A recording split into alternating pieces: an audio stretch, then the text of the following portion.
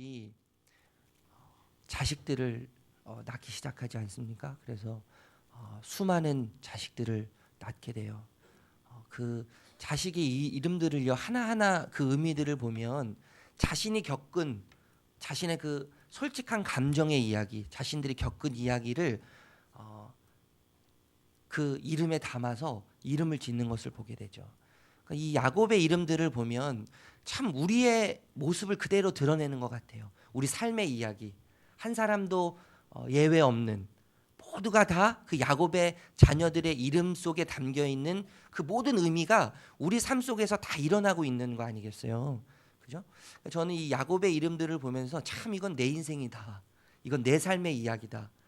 그런 느낌을 많이 받아요. 그런데 중요한 것은 뭐냐면 그 모든 일들을 그 자녀들을 낳도록 하시는 그 억울함을 푸시고 기쁘게 하시고 연합하게 하시고 찬송하게 하시고 또 복을 주시고 이 모든 것들을 누가 하시냐 하면 하나님이 하신다는 거죠. 여러분 여기에 의미가 있는 겁니다. 우리의 삶 속에 수많은 일들이 벌어지지만 우리 눈앞에 수많은 일들이 펼쳐지지만 때로는 이해할 수 없고 감당할 수 없고 그것을 우리가 어떻게 해결할 수 없을 만큼 그것의 무게가 너무 많이 나가서 우리를 벅차게 만들지라도 그곳에 하나님이 계시고 그 속에 하나님이 계셔서 하나님이 일하신다는 거. 그럼 이것이 너무나 우리에게 중요한 것이죠. 그러니까 야곱의 이 12 아들뿐만 아니라 이 야곱의 자식들의 이름들을 보면서 야곱을 이끄시는 그 하나님의 그 선하신 계획을 보면서 여러분 우리가 철저하게 느껴야 되는 것은 뭐냐면 하나님이 일하시는 거예요. 하나님이 다 하시는 거죠. 우리 삶 속에서 하나님이 다 하세요. 하나님이 다 하시는 거예요. 이것을 여러분 우리가 매일매일 느껴야 될 줄로 믿습니다. 오늘 본문을 보면 여러분 27장에서 계속 진행되는 게 뭐가 있냐면요. 속이는 거예요. 27장에 아버지와 형제를 속이는 야곱이 29장에 가면요. 또 라반에 의해서 야곱이 속임을 당하죠. 그러니까 속이는 사람을 속이는 사람. 그 속이는 사람을 속이는 사람이 있는데 또 그 사람을 속이는 사람. 속이는 이야기가 반복되고 계속해서 진행되고 있다는 거예요. 이 속이는 이야기 속에서 등장하시는 하나님. 속이는 이 세상의 더러운 이야기 속에서 일하시는 하나님이 오늘 본문에 담겨져 있는 것이죠. 여러분 본문의 제목을 이렇게 붙여보면요. 속고 속이는 세상, 먹고 먹히는 세상. 뛰는 놈 위에 나는 놈 있고 나는 놈 위에 타는 놈이 있다. 뭐 이런 말로 표현할 수 있을 것 같아요. 예. 야곱이 막 뛰고 있어요. 그런데 그 위에서요. 라반이 막 날고 있어요. 근데 또 야곱이 뭐 하고 있어요? 나는 라반 위에 타고 있는 거죠. 오늘 본문에 보면 이 속이는 이야기가 계속돼요. 라반이 야곱을 속이고 라반이 또 야곱을 속이는 그런 이야기가 반복되고 있어요. 오늘 본문은 이렇게 시작해요. 라헬이 요셉을 낳았을 때 이렇게 시작합니다. 이 라헬이 요셉을 낳았을 때 이제 야곱이 삼촌 라반에게 가서 내가 이제 내 고향 아버지 집으로 가야겠습니다. 이렇게 이야기하거든요. 라헬이 요셉을 낳았을 때 이 말은 사실 이 31장에 나오는 이야기거든요. 하나님께서요 이 야곱에게 꿈을 보여주세요. 그래서 야곱에게 말씀하시죠. 이제 됐다. 너는 아버지 집으로 돌아가라.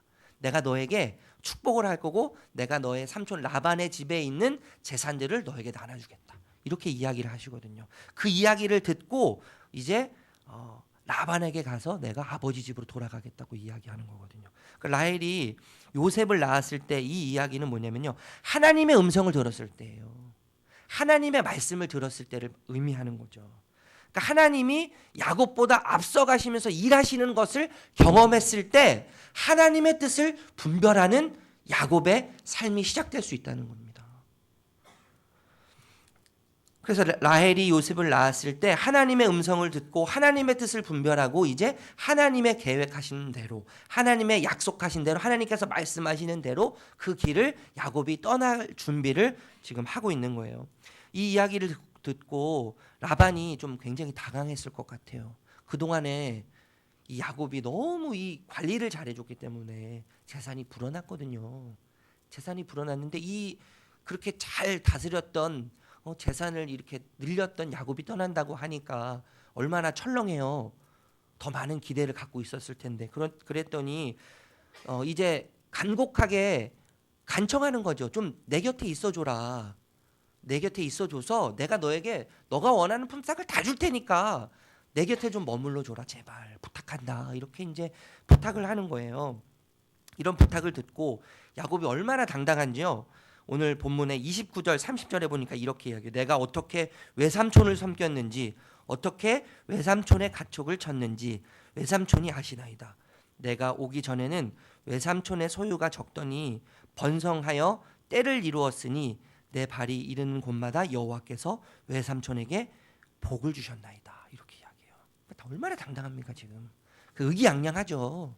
의기양양해서 하나님이 나와 함께 하심으로 인해서 나를 통해서 하나님께서 라반 당신에게 복을 주셨습니다.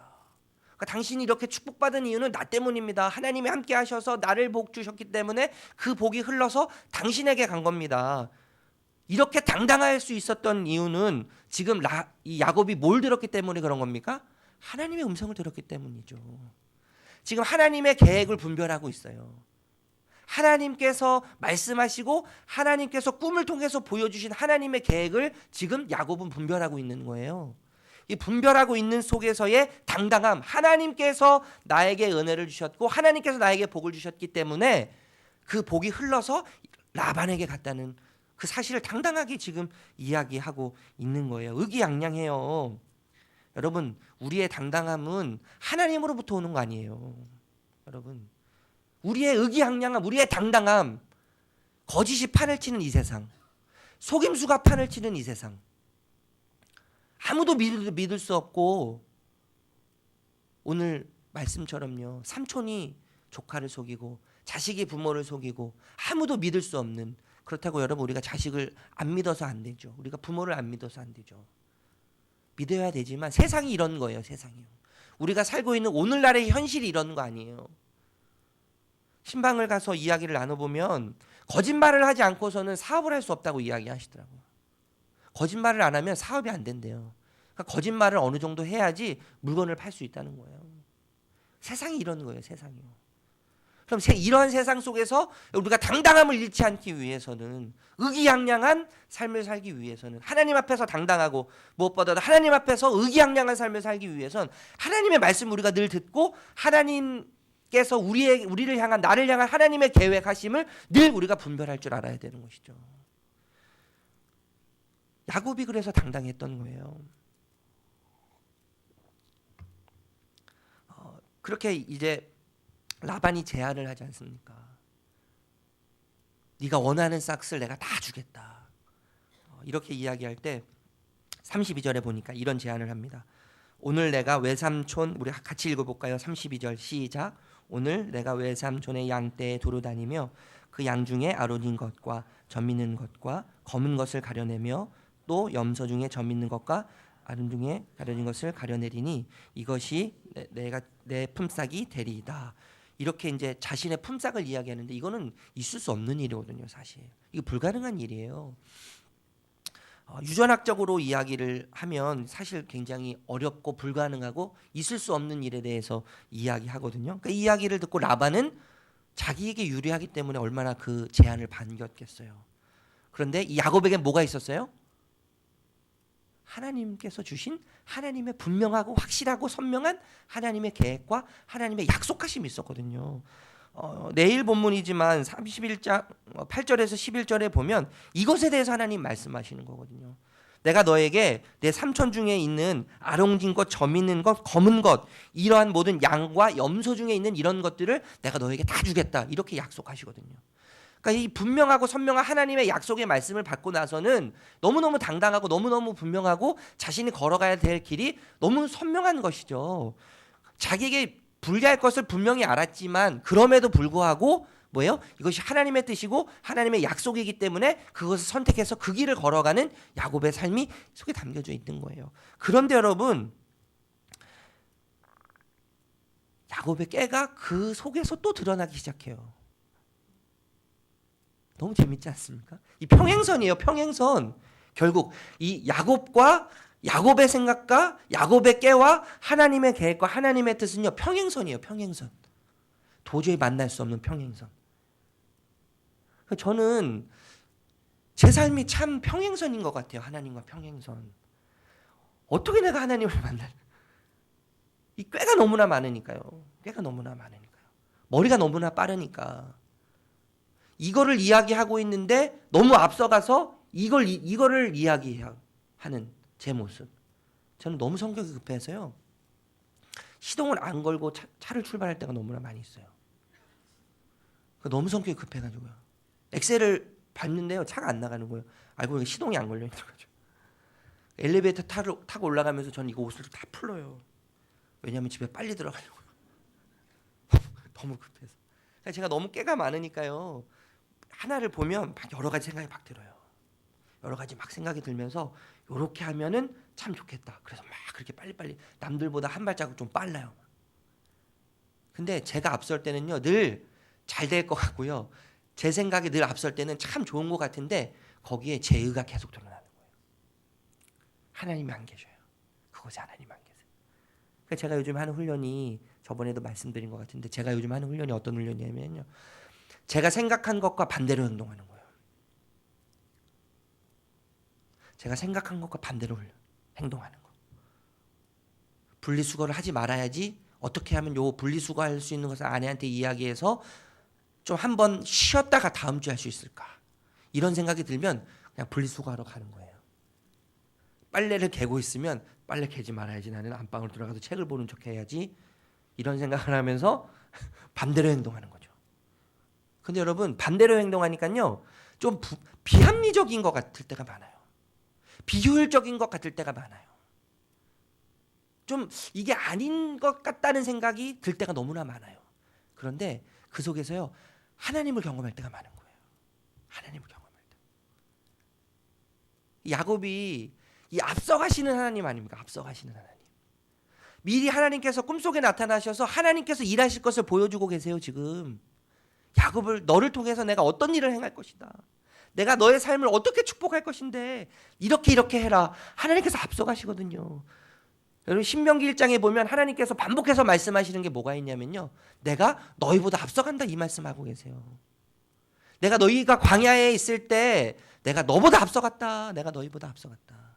그래서 너희가 장막 칠 곳을 내가 너희보다 앞서가서 예배도 왔고 너희 먹을 것을 너희보다 앞서가서 예배도 왔고 내가 너희보다 앞서가서 불기둥으로 구름기둥으로 내가 너희를 인도했다. 그러니까 염려하지 말아라. 걱정하지 마라. 계속 이 말씀하시거든요. 하나님께서요. 내가 다 너희보다 앞서갔다. 그러니까 너희는 그냥 믿기만 해. 믿기만 해. 근데 야곱이 지금 뭐 하고 있어요? 또 그 상황에서 꾀를 부리는 거죠. 꾀를 부리는 거예요. 버드나무와 37절의 말씀이요. 버드나무와 살구나무와 신풍나무. 이게 무슨 상관이 있습니까? 하나님께서 그렇게 하신다고 하셨으면 되는 거 아니에요? 하나님께서 그렇게 말씀하셨으면 그렇게 되는 거예요. 천지가 개벽을 해도 하나님께서 그렇게 말씀하셨으면 반드시 이루어지는 겁니다. 그런데 또 거기에 자기 꾀가 들어가요. 야곱은요. 그래서 뭐예요? 버드나무와 살구나무와 신풍나무. 물론 모르겠습니다. 그 전에 35절에 보니까 또 이 야곱을 속이잖아요. 라반이. 자녀들에게 아들들에게 이 아롱짓꽃 점 있는 것 이런 것들을 다 맡겨요. 그리고 3일길을 가서 야곱이 보지 못하도록 야곱이 자기 거라고 이야기하지 못하도록 3일길을 걸어가게 해서 그것을 피신시키잖아요. 숨기지 않습니까? 이 속구속이는 세상 속에서 살아남기 위한 이 야곱의 얄팍한 마음이 또 자신의 깨를 통해서 드러난지도 모르겠어요. 지금 자꾸 이 자신의 꾀가 드러나면서 하나님과 야곱과 평행의 삶을 계속 살아가고 있는 거예요. 이제 껍질을 벗깁니다. 껍질을 벗겨서 양들이 오고 염소가 오면요. 그 물을 마실 때 거기다 대면 아롱진 게 나오고 점 있는 게 나오는 거죠. 이것은 여러분 그 옆에 도움말에도 있지만요. 임신할 때 가진 생각이 태아의 모습에 영향을 미친다는 마술 같은 이야기예요. 마술 같은 이야기. 민간 전승에서 발견되는 이야기예요.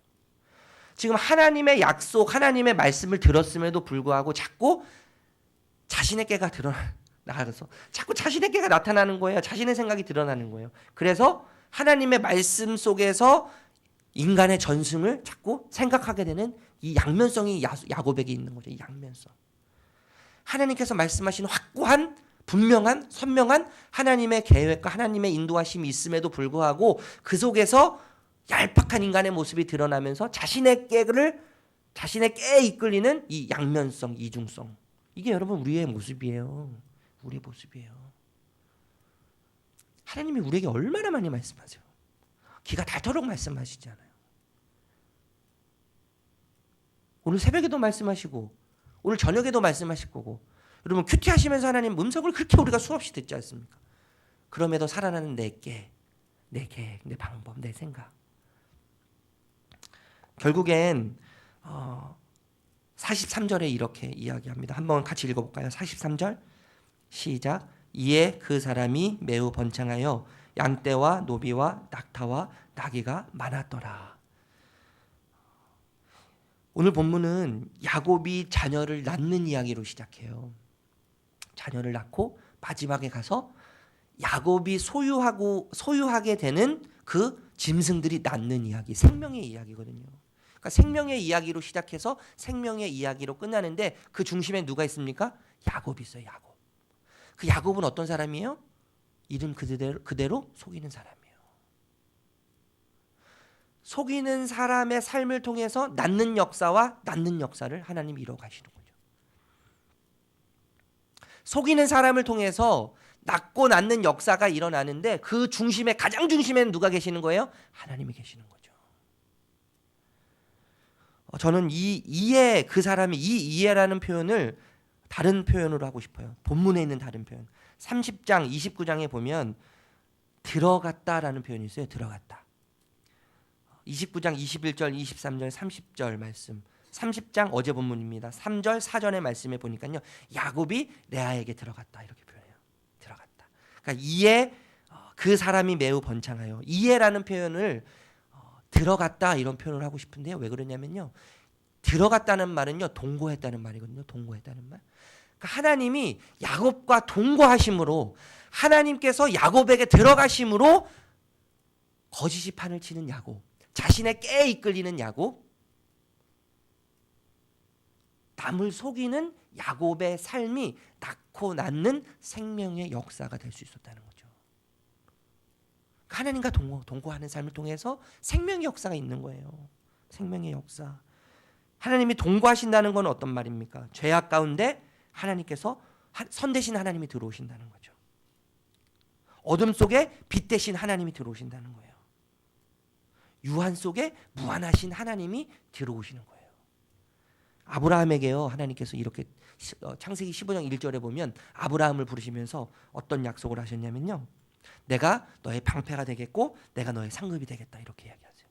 내가 너의 방패가 되겠고 내가 너의 상급이 되겠다. 여러분 방패라는 말은 전쟁 용어잖아요. 전쟁 용어.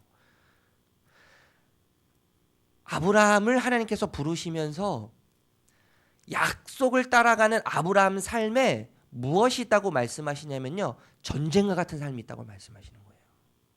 약속을 따라가는 삶에 전쟁과 같은 삶이 있다는 이야기를 하시는, 전제를 하시는 거죠. 상급이 되어주신다는 이야기는 뭘 전제하냐면요. 여러분 상을 받기 위해서는 얼마나 치열합니까? 치열한 전투와 전쟁 속에서 경기 속에서 승리한 자에게 주어지는 게 상이지 않습니까? 하나님께서 내가 너의 상급이 되어주시겠다고 이야기하시는 것은 무엇을 전제하냐면요. 하나님께서 부르셨지만 하나님께서 약속하신 그 약속의 삶을 살아가는 그 아브라함 삶 속에 치열한 경기와도 같은 삶이 있다는 것을 전제하는 거예요. 그렇지만 하나님께서 그 속에 뭐가 되어주신다는 거예요? 방패가 되어주시는 거예요. 하나님께서 그 삶 속에 뭐가 되어주시는 거예요? 방패가 되어주시고 상급이 되어주신다는 거죠. 이게 아브라함에게 주신 약속이에요. 약속. 여러분 하나님이 인간에게 들어오셔서 인간에게 동거하신다는 것은 뭘로 나타나면요. 약속으로 나타나요. 약속. 그래서 여러분 약속은요. 죄악과 어둠과 유한의 인간이 선과 빛과 무한의 하나님과 만나는 지점이 약속이에요. 약속. 무한하신 하나님, 영원하신 하나님, 빛 대신 하나님, 선하신 하나님과 죄악되고 어둡고 유한한 인간이 만나는 그 지점이 바로 약속이에요. 약속. 그렇기 때문에 여러분, 저와 여러분이요, 하나님이 주시는 약속을 받아야 돼요. 약속은 굉장히 추상적이에요. 그러면서 약속은 굉장히 구체적입니다. 그 약속을 여러분들이 받으셔야지 하나님이 동행함을 우리가 느낄 수가 있는 거예요. 하나님이 동거하시는 삶을 우리가 살아갈 수가 있는 거예요. 여러분, 우리 삶이 고달픈 이유는 뭔지 아세요? 왜 우리의 삶이 고달픈지 아세요? 하나님 약속이었기 때문이에요. 하나님의 약속이요. 우리 삶 속에 하나님의 약속이 없으면 우리의 삶은 고달프게 되어 있어요. 여러분, 우리에게 일어나는 환경 때문에 우리가 고달픈 게 아니거든요. 실은요. 저는 많이 살지 않았지만 제 삶을 경험해 보니까 그래요. 제가 힘들 때는 하나님의 약속이 안 보일 때 힘들더라고요. 아무리 캄캄하고 아무리 보이지 않고 아무리 절망적이어도 그 속에 하나님의 약속의 말씀이 있으면, 나를 향한 하나님의 약속이 분명히 보여지고 그것이 선명하게 보여지면 어떠한 상황 속에서 담대해질 수 있어요. 두렵지 않을 수 있어요. 외롭지 않을 수 있어요. 고독하지 않을 수 있습니다. 용기가 나요. 용기가 나요. 하나님의 약속의 말씀이 나를 붙잡고 있으면 용기가 나는 거예요. 담대히 살아갈 힘이 생겨요. 그럼 그 약속을 붙잡으셨으면 좋겠어요. 제가 작년에 정말 그 어둠의 시간을 보내면서 제가 다시 일어날 수 있었던 이유는 내가 지금 어디 서 있는가, 그거였거든요. 나를 잡고 있는 것이 무엇인가? 하나님의 약속이었거든요. 하나님의 약속이 나를 붙잡고 있음을 확신할 때 우리 영이 살아나는 겁니다. 우리 삶에 소망이 생기는 거죠. 우리가 살아가야 할 이유가 생기는 겁니다. 우리 삶의 목표가 생기는 거예요. 나에게 주신 하나님의 그 약속의 말씀. 여러분, 그것이 우리의 삶을 움직여가는 거죠. 그것을 여러분 붙잡으세요. 그것을 여러분 구하세요. 아브라함에게 주셨던, 이삭에게 주셨던, 야곱에게 주셨던 그들만의 하나님의 약속, 하나님의 동거하심의 증거로서의 약속, 그 약속을 잡으셔서 주님의 동거함, 주님이 내 안에 들어오심, 그 주님과 함께 동거하는 그 은혜와 기쁨과 감격을 누릴 수 있는 저와 여러분이 되시기를 예수님의 이름으로 축복합니다. 하나님, 우리는 참 야곱과 같은 사람입니다. 하나님의 말씀이 들려지고 또 하나님의 약속이 보여지고 하나님께서 인도하시는 것이 선명하게 또 분명하게 그것이 우리 앞에 놓여져 있지만, 하나님, 때로는 우리의 깨가, 우리의 생각이 하나님보다 앞설 때가 너무나 많이 있음을 봅니다. 그럴 때 우리가 얼마나 조급하게 되고 우리 삶에 얼마나 많은 문제들이 벌어지게 되고 우리의 삶에 또 얼마나 많은 고민거리가 생기는 것을 우리가 보면서도 우리의 깨에 이끌리고 우리의 생각에 이끌릴 때가 너무나 많이 있음을 봅니다. 하나님, 우리가 더 낮아지기 원하고 한 발 더 늦게 가기 원합니다. 하나님보다 더 느려지기 원합니다. 하나님이 우리보다 앞서가시면서 우리에게 말씀하시고 우리에게 약속하시는 그 말씀을, 우리가 그 약속을 붙잡고 하나님, 우리 삶에, 어두운 우리의 삶에, 또 가망이 없는 우리의 삶에, 죄악이 가득한 우리의 삶에, 유한한 제한된 우리의 삶에 영원히 선하시고 영원히 빛이 되시고 영원하신 하나님과 만나는 그 약속의 그 말씀이 우리를 선명하게 비치셔서 그 말씀을 따라 살아가는 우리의 삶이 되게 해주시옵소서. 그래서 하나님, 그 약속의 말씀을 따라 살아갈 때에 그 중심에서 주님을 보게 하시고 그 끝에서 주님을 볼 수 있는 그런 은혜가 우리의 삶 가운데 넘쳐나게 하여 주시옵소서. 예수님의 이름으로 기도합니다. 아멘. 하늘에 계신 우리 아버지여,